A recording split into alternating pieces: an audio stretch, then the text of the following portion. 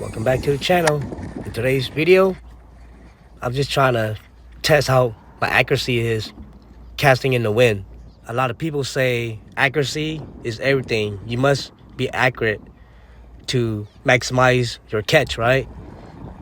But to me, there's not so much out there about accuracy in the wind. Can you be accurate casting in the wind, against the wind, with the wind? So here's a few casts that I made on a windy day and see how my accuracy is.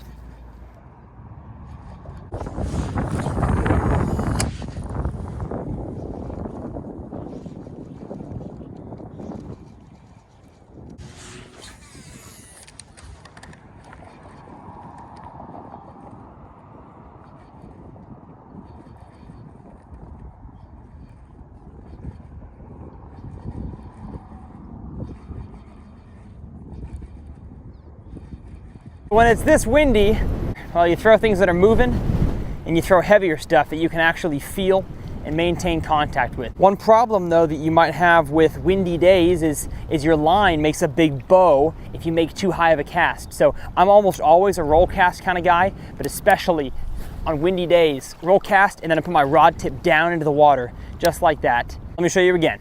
Side cast, put your line down. That's the best way I've found to make sure that you are maintaining full direct contact to your lure without getting that big bow in your line.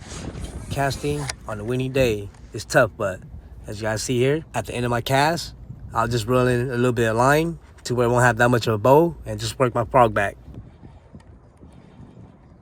Cast and put the rod tip down.